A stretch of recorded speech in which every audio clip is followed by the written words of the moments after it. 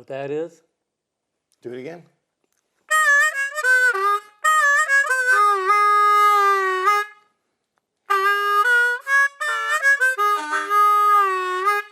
Oh, yeah.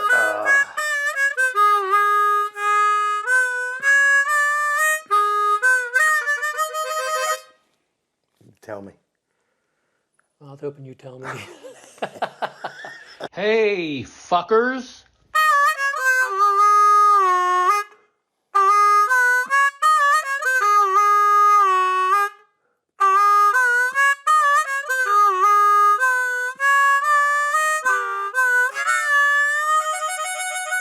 Thoughtful, you're welcome, but I don't know what the hell it is. Definitely sounds familiar. So we missed last week. Tell them why. We skipped a week. So my wife, I'll sum it up pretty quick. Was sitting in our movie room, and I have a sliding barn door that enters, and it opened, and she stuck her head in, and just to see if I was watching a movie or whatever, and then she was going to come in. Well, all of a sudden, the barn door slammed, and I heard a thud. I ran over, and she's laying on her back, completely out. Jesus. So I lifted her up. I laid her on the couch, and her eyes were locked wide open. She was white as a ghost. She wasn't breathing. I didn't feel a heartbeat. So, yeah, it was a moment. So I called 911. The medics got there, got her going. They did an excellent job. There were 8 of them in there working on her. Halfway? Yeah, halfway was one, and then I believe another one from Hagerstown. There was a lot of Halfway the local ambulance station around us. So they got her going, got her to the hospital, and the doctor there was great. And coming to find out, that episode there, she had been sick 4 days prior with just vomiting every day. Do you ever think maybe I'll turn your heat up? This fucker, he has his house at like 40 degrees in the wintertime. And he wants to be 100 outside, but inside he wants it to be 35. That's right. I mean, you ever think about that? Maybe she's sick because you're sick. Well, she got that sickness, and she threw up for 4 days straight, and turns out she was dehydrated. Yeah. And it wrecked her body. Wow. I mean, it wrecked her. So the hospital got her going again, got released. And then another episode of different things. Yeah, no, you had like 4 or 5 episodes in a week. But good news is, to sum it up, she's on the mend now. She's good. Her numbers are good. Doctors are all taking a look at her. Plenty of doctor's appointments. I'm in touch with them every day, so everything's good to go now. But what a scary 2 weeks. Yeah, I'm sure. Horrible. So tell me what your daily life is like now that you're retired and you have no obligations. Good question. It's weird because when I was playing and always on the road, I was a nighttime guy. I mean, I'd be up to 4 and 5 in the morning, then I'd go to bed and get up at noon or 1. And that was just my normal routine. That was just that lifestyle of traveling all night and sleeping all day. Then once I retired, I started getting up at like 8 o'clock. I'm like, I want to do something. I don't want to sleep all fucking day. So I'm up around 8, and I come out here, nice big giant cup of coffee to get my motor moving. And then I like read national news, local news. I read world news. I read sports. I just kind of get all the information I can. Then I play a little solitaire just to get the brain moving. Okay. And do about 4 or 5 hands of that. Then I do my walk. I walk 5 miles every day. I walk the entire neighborhood of where I'm at, and I walk this beautiful park we have called Marty Snooks Park. Yeah. I do that, and I've got it worked out to it's almost exactly 5 miles. Then I come back and I work out. I do Mondays. I do abs, so I do like a 45-minute ab workout. Tuesdays I do cardio, where it's a plyometrics and core, bunch if you know any of that stuff, jumping and core. Wednesdays I do arms, shoulders, biceps, triceps. So I got this down. Yeah. Thursdays I do abs again. Friday I do push-ups and pull-ups. I do like 220 push-ups in sets of 30, and then I do 120 pull-ups in sets of 20. God damn. I'm a maniac. So you were telling me, what's your resting heart rate? Usually 40. Wow. That's insane. That's low. It should be around 50. Most of the time it's around 50, but at night when I'm sleeping, my Apple Watch will go, you got a low heart rate, motherfucker. How high can you get it when you're working out? 130s. Really? Yeah. Okay. That's amazing. Yeah. And Saturday and Sunday I just walk, but I do something every day. And that, it keeps you healthy, keeps you active, keeps you feeling good. Well, we're probably, what do you think, maybe a month, maybe 5 weeks from opening your pool? Oh, yeah. Is 4 all- weeks. Is all that going to change, or you still do? No, I still do all that stuff. I get out to the pool after I work out, Okay. like around 1 or 2 in the afternoon. Then I'm out there till dinner time, all day, Yeah. just soaking it up. I was telling your Love new it. neighbor. You'll have to bring your trunks, Jamie, when we get opened up. I was telling your new neighbor that every time you look out your window in the summer, you're Fuck going to yeah! see Steve If in it's his nice pool. out, I'm there. 100% of the time. That's freaking great. Let's talk about the first time we got high. First time ever in our life. What was yours? Ooh, well, I think I've done this before. It was the Doobie Brother concert. My very first concert I ever went to was in Morgantown, West Virginia. I love the Doobie Brothers. I'm a weird guy because I love everything. I don't just stick to one genre of music. I love hard rock. I loved, I don't know, Aerosmith, AC/DC, Led Zeppelin. I loved all that stuff. But I also love Doobie Brothers and some Southern rock. I like a little bit of everything. I loved soul music growing up. I loved James Brown and Stevie Wonder.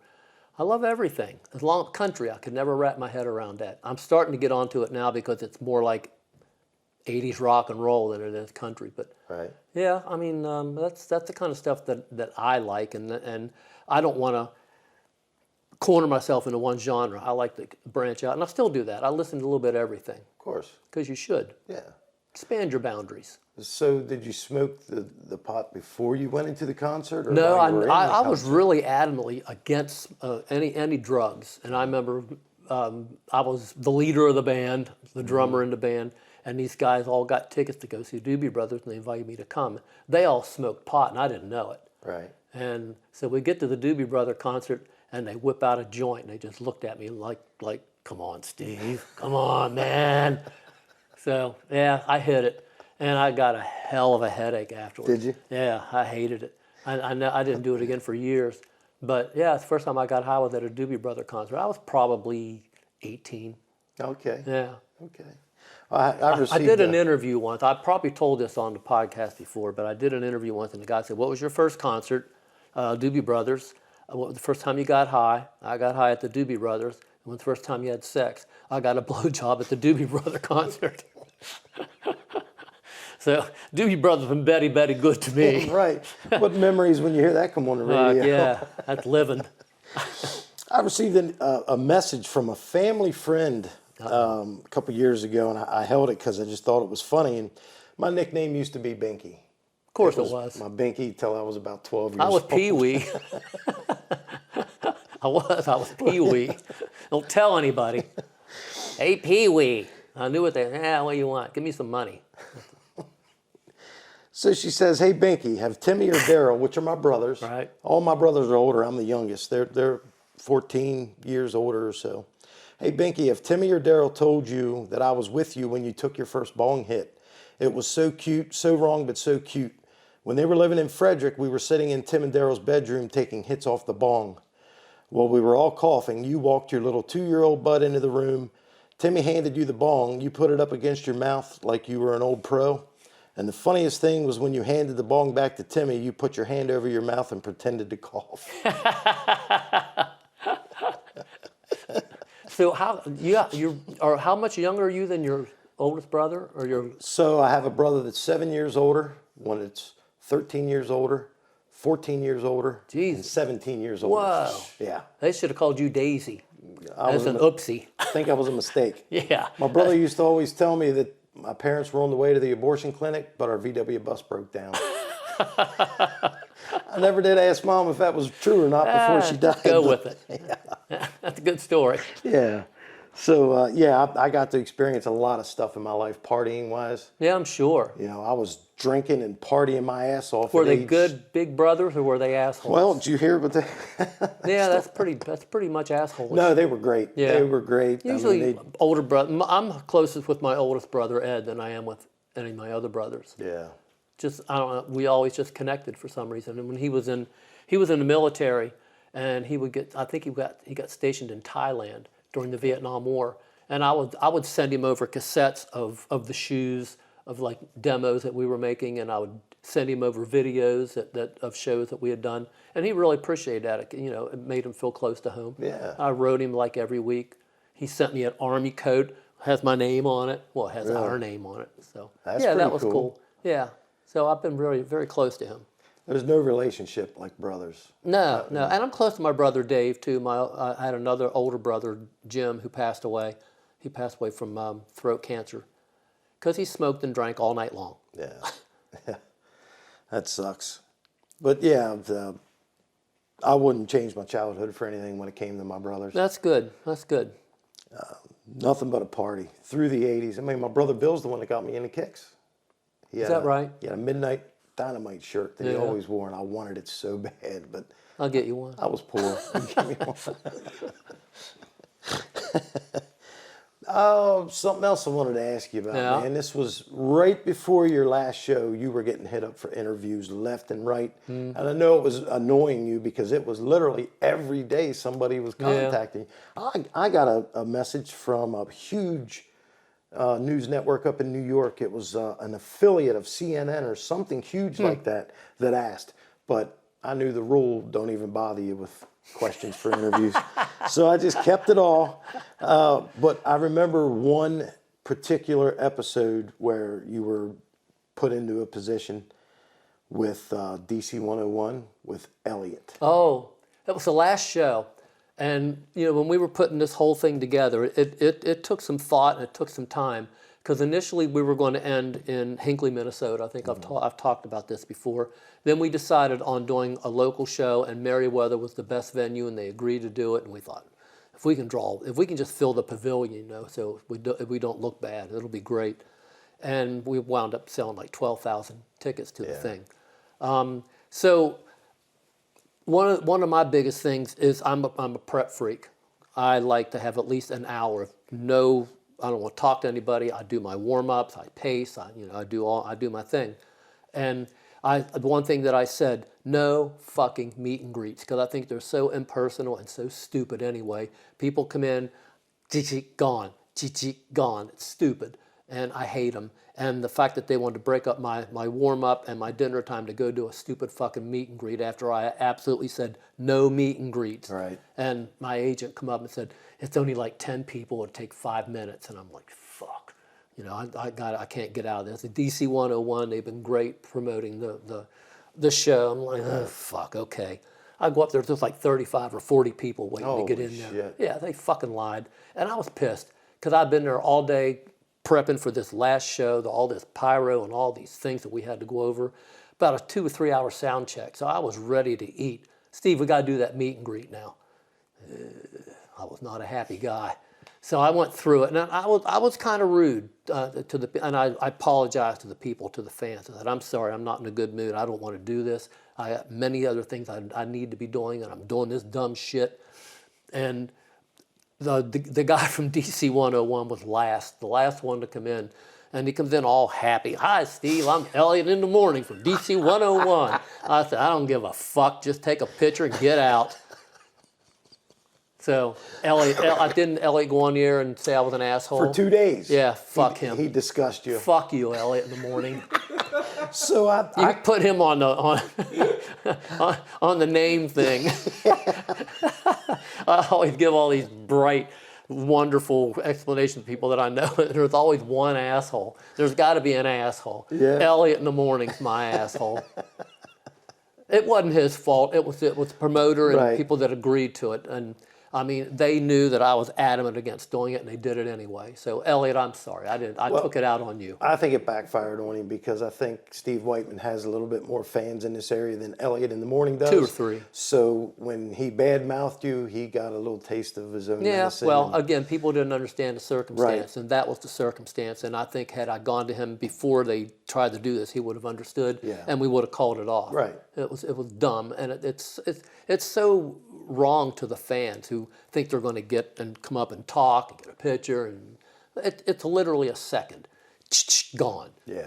Gone. So don't waste your fucking money or time on meet and greets, people. It's a waste. Just go see the show and enjoy the band. Hear, hear. Kiss charging $2,500 for a picture. Well, those huge ass bands, I kind of get it. I did one with Alice Cooper. I didn't have to pay, but that's what you got to do to. If you're really a fan and you want a picture with your favorite bands, I get it. But charging an extreme amount of money is just wrong. I've always been against the whole charging of anything for a meet and greet. Now, when That drives we've me done them, nuts. and the promoters have charged, Yeah. and then they'll give us a cut. But we would never put as a we need paid. Right. We'd never do that. I hear you. Hey, let's do some word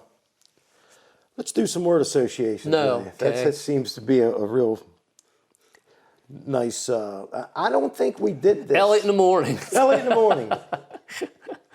I don't think we discussed this guy, even though we may have touched on it. But Michael Jackson. Michael Jackson. Yeah. Jesus.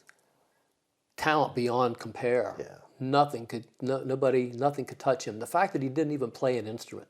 I mean, he just sang the music, and he taught the musicians with his voice of where he wanted them to put their hands and put their fingers, and it's incredible. It's sad because even to this day, when you listen to Michael Jackson, there's a slight bit of guilt that you feel because you're listening to his great music, but because of the way he was, his accusations against him being a pedophile. Yeah. Chances are it was probably true. Yeah. It doesn't take away Yeah. from his genius. So, I mean, he was the biggest talent on earth. Next to the Beatles, I can't think of anybody that ever got that big. Right. Taylor Swift maybe right now, and Michael Jackson. Prince to an extent, but not like Michael Jackson. Right. Michael Jackson was a true genius and just motherfucker talent. Yeah. I saw today he has a video, one of his videos on YouTube has 7 billion views. And it was He'll make $50 off of that. It was a meme. Somebody said 78 views in 15 years. Give it up, Michael Jackson. But the 8 was a B. Wow. 7 billion views. I wonder what that does parlay into. I bet it's not much. It's different. Like what we get paid is $15 for every 1,000 views. Yeah. But that changes and it fluctuates depending on. So it's hard to tell. But I mean, bands that are on Spotify that get like I saw where Tesla got like 10 million listens, and it yielded them like $30. Yeah. That's just give a fuck. Don't even play my shit on your stupid fucking streaming system. Fuck you, you fucking cocksuckers. I mean, they're making tons of money, hands over fist. And they're giving the artist who created everything a fucking morsel. Yeah. Yeah. Fuck you all. I get it. Eddie Trunk. Eddie's an old friend. Eddie used to interview me when I started Funny Money, because he was in radio, and he's always been a rock and roll fanatic. Yeah. And we met him early on in Kicks back when I think he was a DJ for a while, and he worked at a record store. Yep. And he used to call me at my house. I'd be here doing dumb shit, and hey Steve, it's Eddie Trunk. You got a minute? And I'd go, fuck yeah, Eddie, let's talk. And he would talk about Funny Money and help me get the word out. It's a nationwide show, so Yeah. he's been a great friend, and he's had us on. I think he's had us all on at one time or another. And what the great thing about Eddie is, he'll have Joe Perry on one day, and he'll have me on the next. And he talks to me the same way he does to Joe Perry. Yeah. He doesn't discriminate. Everybody is the same to him. And if he likes you and he likes your band, he's a fan and he's going to promote you. Yeah. He's a great guy, and he's like the ambassador to heavy metal and hard rock. Yeah. He keeps it alive, and everybody that knows him appreciates him, loves him, and go Eddie, you know, keep us going, keep the fight alive. Yeah. I got to meet him when you guys were on that metal show and I came out. Oh, yeah. I was able to try to stump the trunk. And I met him that evening, the Rainbow? Probably. Did we go to the Rainbow afterwards? Yeah, we did. Yeah. Okay. Probably got a big old pizza. And some ice cold beer. Ice cold beer. Here's a name for you. Ah. Check this one out. All right. Bobby George. Oh, fuck him. Fuck that guy. Fuck him. This guy, he was the original drummer in Funny Money. Right. Billy Andrews, Ned Maloney, Dean Kramer, Dean Kramer, Billy, Ned, myself, and Bobby. Bobby, they brought him in. He's a good drummer, very good drummer, but I knew he had issues. And Billy warned me. He said, this guy, if he gets a girlfriend, he just disappears. And we were together. We did maybe, I don't know, half a dozen shows with him. And we were playing somewhere. It was a hall. It was about a 3 or 4 hour drive. He didn't show up. And he said, I got a girlfriend. And I looked at Bill and said, why the fuck did you bring this guy in here if you knew he was going to pull this shit? So, fuck you, Bobby George. We had his drums. Yeah. I wanted to keep them and sell them because he literally cost us, you know, like $2,000. Sure. And Ned used to haul his drums around and Ned had a truck. And I said, fuck that. I'll take those drums and I'll fucking sell them. Ned wouldn't let me do it. I would have sold them fuckers in a heartbeat. Fuck you, Bobby, you cocksucker. You high and dried us. And then they took his drums back to him like he did nothing wrong. Oh. Dick. He never tried to call? Nothing. I don't think any of us have had any communication with him since. I tried to look him up on Facebook and I couldn't find him. Good. So. I don't want to find him. Wow. But I want your drums. Could have got $2,000-$3,000 out of them. Is that the night you played drums? Yeah, I played drums I did the first set where I played drums and did all the vocals, which I did in every band up until I joined the Shoes. It's no big deal. And Billy called some drummer guy that he knew. I forget his name, but the weird name, Flopper or some shit like that. That's even close to what it really is. I don't remember his real name because it's a stupid name. And he came in, and we did a rehearsal with this guy. And I knew it was going to not be perfect, but I thought, we'll get through it. And this guy come up and forgot everything that we showed him and played everything his own way. Oh, God. And it fucking sucked. It was terrible. So I said, never again. I'll do drums until we get somebody in permanently. And we got Jeff Burrell in, and Jeff was a godsend. Yeah. Yeah. He's a good guy, too. Great guy. Funny as fuck. Funny as Him shit. and Billy and me we would be in tears making each other laugh. But Jeff especially was killer funny.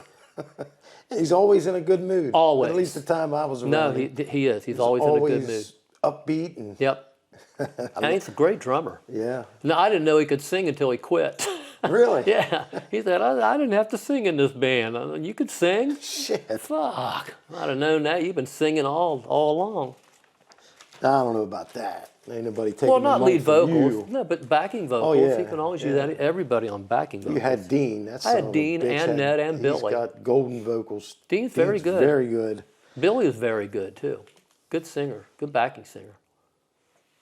So let's get into a couple emails here. We got some good ones this week. We got quite a few. People have been sending their questions in left and right. We've got a They probably get backlog. disappointed when we don't get to them, but if it's stuff that's just cliche as fuck and I've answered 100 times, I'm probably not going to do them on the air. But if it's something interesting or something like a personal thing that happened between me and a fan, that's the kind of stuff I want to talk about. I don't want to talk about my favorite road story or how many girls did you fuck on the road. I don't want to talk about any of that. Yeah. That's none of your business.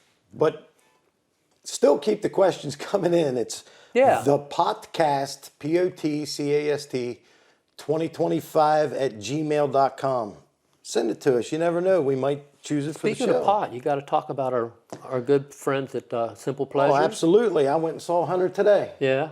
And did you get me anything?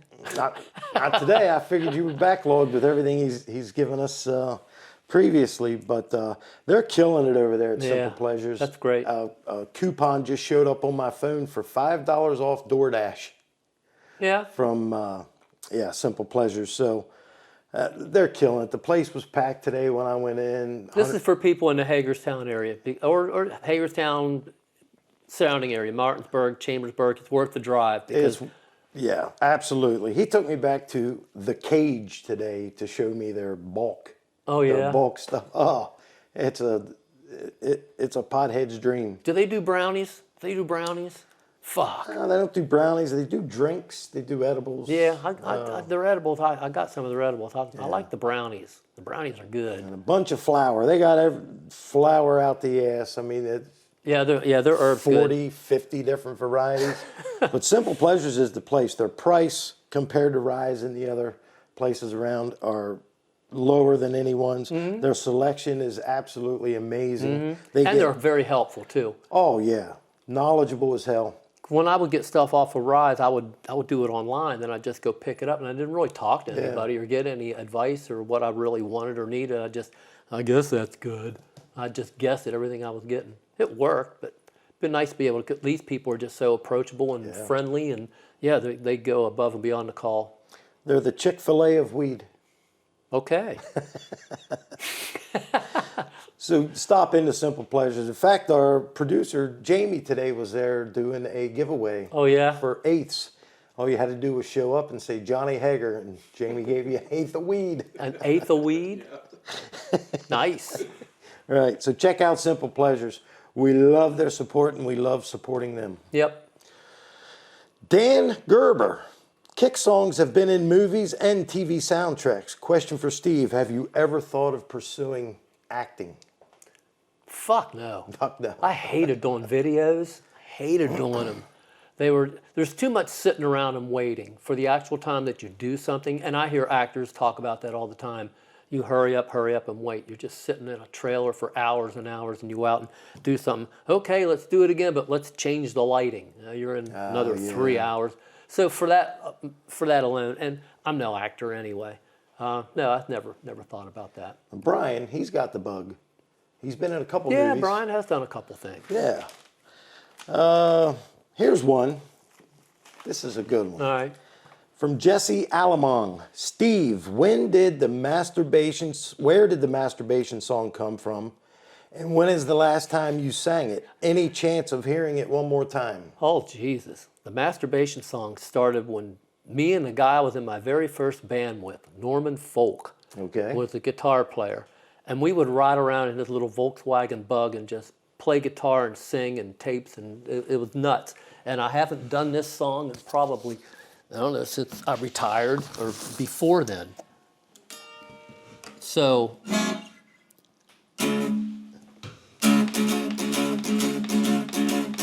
Last night I stayed at home and masturbated. It felt so good, I knew it would. And last night I stayed at home and masturbated. It felt so nice, I did it twice. Bend it, beat it, throw it on the floor. Pick it up, dust it off, then come back for more, for more, for more, for more, for more, for more, for more. Bend it, beat it, blow it, bust it, then come back for more. Masturbation song. That's awesome. Yeah, that's talent. That's talent. Not everybody can do that. Not everybody would be stupid enough to do that in front of people. You haven't lost a beat, man. Yes, I have. You're killing it. I'm telling you, that was great. You ought to see my feet. They're fucked. My feet are fucked. That was awesome. That was Oh, awesome. good. I'm glad you like that. I'll do that every week. People are going to love that. Love it. Okay. This one is from Christopher Carroll. Love this podcast. Steve, while I understand you've retired from singing, is there any chance you would offer your services up to MC festivals like M3? Your personality would be perfect for pumping the crowd up and entertaining them. As an MCing. No, I've never had any interest in doing anything like that. I get where they would think I would be funny, but I was funny in my environment. Right. I created it, so I could be funny. And when I would do my 5-mile walks in the morning, that's when I would come up with all the little silly bits in between songs. So I always had an agenda, and I could never be a stand-up comic because doing a minute bit in between a song is way different than doing a 45 or a 60-minute stand-up.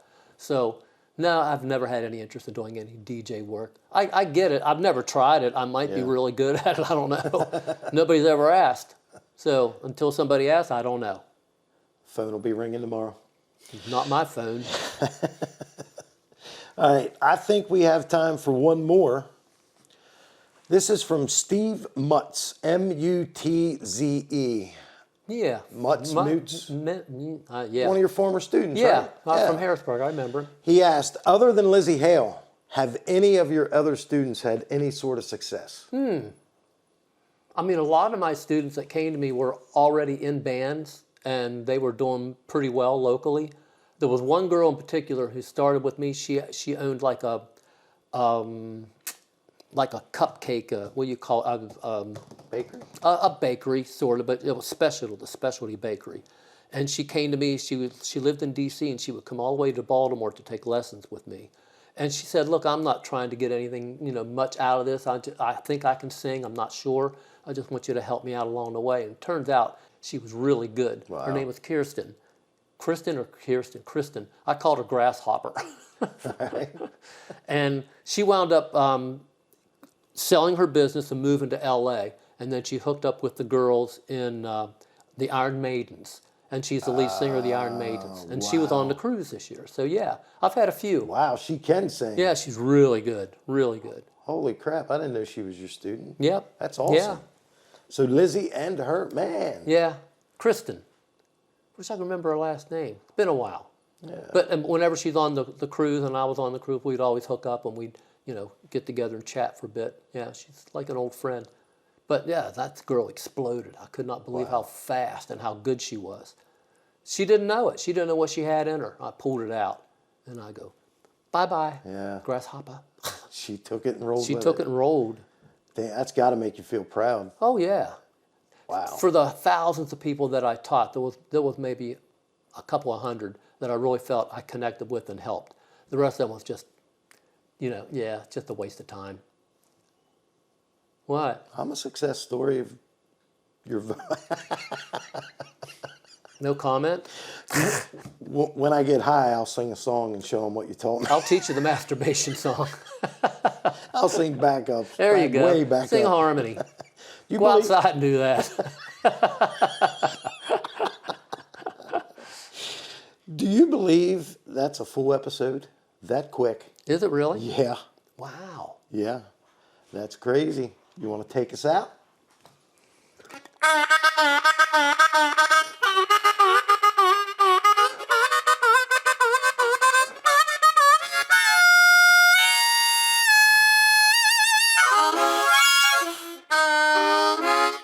There. Best seat in the house.